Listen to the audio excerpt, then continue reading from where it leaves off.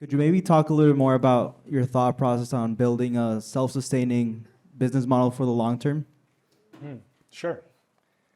We came up with a strategy that was like 3 points, super simple.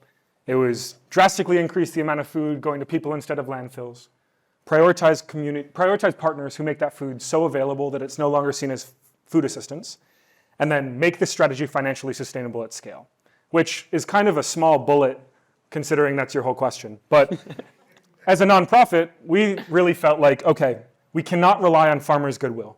We need to provide something that is actually value add for them. And so we didn't try and become a better option than Whole Foods or a better option than even selling their extra fruit to a juicer.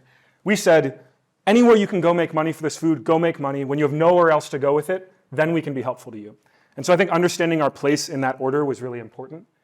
And then that means that the only cost we have is overhead, but then it's transportation and logistics.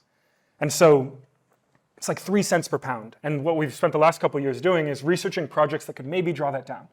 We looked into stuff like a tax program where we can help farmers access their benefits, and then we take a small percentage of that to cover the transportation and logistics that we're supporting them with, or the carbon program. Yeah, and the other thing that we looked into quite a bit, and I think there's actually now like a company that's spinning out to do this is there is a company. It's quantifying the methane emissions that are avoided. So when you prevent food waste from going to landfill, you're preventing a lot of methane emissions, and you instead get it to people. If you could quantify what the benefit of that is from a GHG perspective, you could generate a carbon offset, and that could really fund this work to scale it up. And so we set out on a project to do that for nearly a year and a half, and now there's actually a team. It's too much for Farmlink to take on, but there's now, I guess, like the startup that is doing just that. And Farmlink and all the other food rescue organizations can benefit from it. I think the theme of that's most important is we defined where our values would let us go before we worked on those projects. So the tax program, we only do it if we can add more value to the farmers.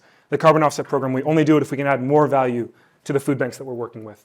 And so it allowed us to kind of hold on to what we felt like was Farmlink while still pursuing something that was going to help our long-term financial outlook.